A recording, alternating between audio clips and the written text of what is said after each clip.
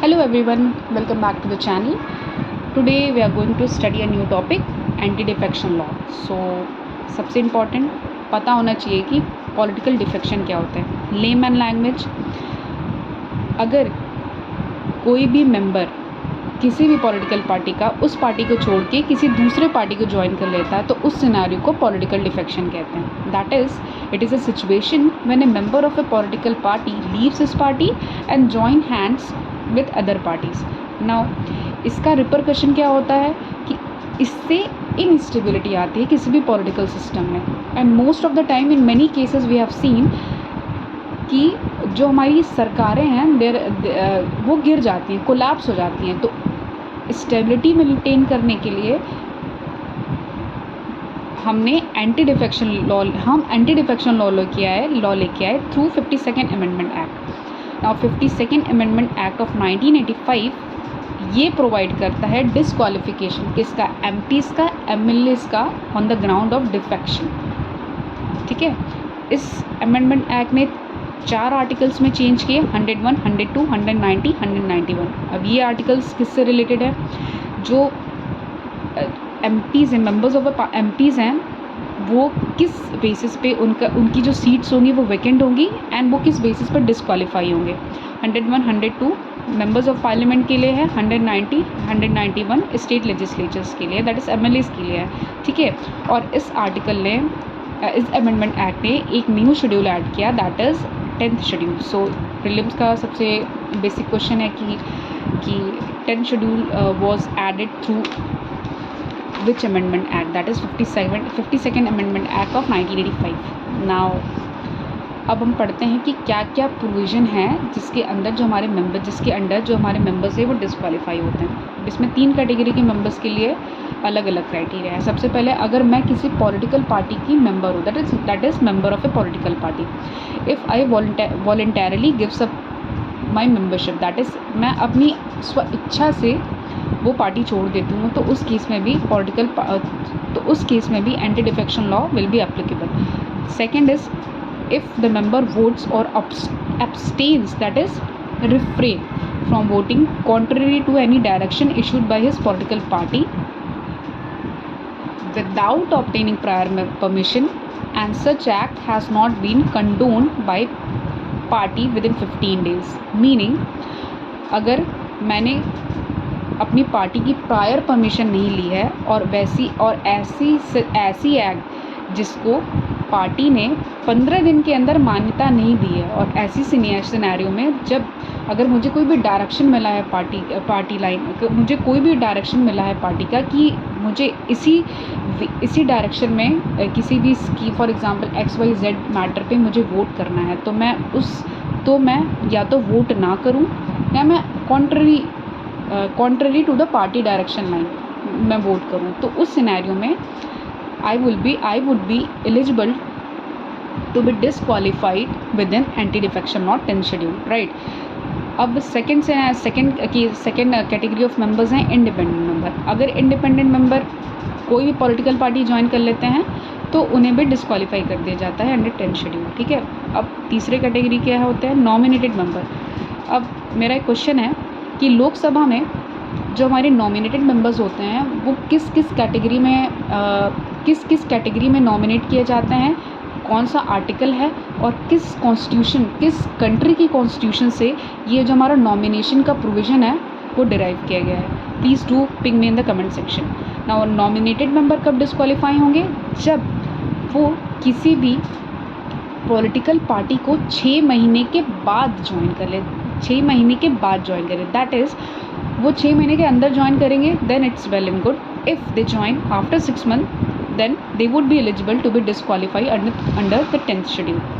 Now there are 2 exceptions under this. The first is, for example, if my political party joins with another party, merges with another party, and merger कब होता है? जब 2/3 of the member वो favour में होते हैं merger के। तो उस केस में मर्जर के केस में अगर कोई भी मेंबर उस पार्टी को छोड़ के चला जाता है दूसरी पार्टी में, किसी दूसरी XYZ पार्टी में चला जाता, तो उस केस में एंटी डिफेक्शन लॉ एप्लीकेबल नहीं होता, ठीक है। The law allows a political party to merge with another party provided that 2/3 of its legislatures are in favour and anti defection law would not be applicable to the defectors, ठीक है। Second point क्या है, अगर if a person, अगर मैं elect हो जाती हूँ as a speaker of the Lok Sabha, as a deputy speaker या deputy chairman of the Rajya Sabha, तो उस केस में मैं अपनी पार्टी को रिज़ाइन कर सकती हूँ और जो मेरा टेन्योर है as a speaker, deputy chairman, उसको कंप्लीट करने के बाद अगर मैं अपनी पार्टी को फिर से ज्वाइन कर लेती हूँ तो एंटी डिफेक्शन लॉ एप्लीकेबल नहीं होगा। ये जो प्रोविज़न है इसलिए ऐड किया गया है because these post are post of dignity, है ना, बहुत इंपॉर्टेंट कॉन्स्टिट्यूशनल पोस्ट हैं। So to maintain the sanctity of the post this provision is been added. Now एक एक्सेप्शन है, ठीक है, मर्जर के केस में तो ये एंटी डिफेक्शन लॉ एप्लीकेबल नहीं है, बट अगर स्प्लिट होता है तो एंटी डिफेक्शन लॉ एप्लीकेबल होगा। अगर मेरी पार्टी स्प्लिट कर जाती है और मैं पार्टी छोड़ देती हूँ तब एंटी डिफेक्शन लॉ एप्लीकेबल होगा, ठीक है। ये प्रोविज़न ऐड किया गया था 91st अमेंडमेंट एक्ट 2003। अब एक इम्पॉर्टेंट बात आती है कि डिसाइड कौन करता है, who is the deciding authority. Now the presiding officer of the house is the deciding authority. Presiding officer in the sense that speaker जो होते हैं लोकसभा के और चेयरमैन जो होते हैं राज्यसभा के। चेयरमैन कौन होते हैं, राज्यसभा का प्रिसाइडिंग ऑफिसर क्या होता है, बेसिकली वाइस प्रेसिडेंट, ठीक है। तो अब इसमें एक इम्पॉर्टेंट जजमेंट भी है कि होतो होलोनन केस, सिंस जो हमारे प्रिसाइडिंग ऑफिसर वो डिसाइड करते हैं वो एंटी डिफेक्शन लॉ की कौन डिसक्वालीफाई हो, कौन से मेंबर डिसक्वालीफाई होंगे अंडर दिस प्रोविजन। देयरफॉर उनके जो जजमेंट्स हैं it would be subjected to judicial review. क्यों? क्योंकि इस केस में जो हमारी प्रिसाइडिंग ऑफिसर हैं वो एज ए ट्राइब्यूनल एक्ट करते हैं, इसीलिए in case any malafide situation में to check whether the decision that are be taken by the presiding officer is correct or not, the decisions are subjected to judicial review, ठीक है। अब next important हमारा इस topic के अंदर आता है कि रूल मेकिंग पावर्स, ठीक है। जो हमारा रूल मेकिंग पावर्स इसके अंडर कौन बनाता है, ये भी प्रिसाइडिंग ऑफिसर बनाते हैं, ठीक है। 10th शेड्यूल से रिलेटेड जो भी हमारे रूल्स होते हैं प्रिसाइडिंग ऑफिसर बनाते हैं और ऐसे सारे रूल्स हाउस में प्लेस किए जाते हैं 30 दिन तक, ठीक है, फॉर 30 डेज़। अब प्रिसाइडिंग इस रूल के अंडर ये प्रोविज़न है कि जो हमारा प्रिसाइडिंग ऑफिसर है वो डिफेक्शन केस कब ले सकता है, that is presiding officer can take up defection case only when he receives a complaint from the members of the house, that is सो मोटा अपने आप से नहीं ले सकता कोई भी डिफेक्शन केस। अगर वो कंप्लेन रिसीव करता है किसी भी मेंबर ऑफ द हाउस से, तभी वो एंटी डिफेक्शन केस ले सकता है, ठीक है।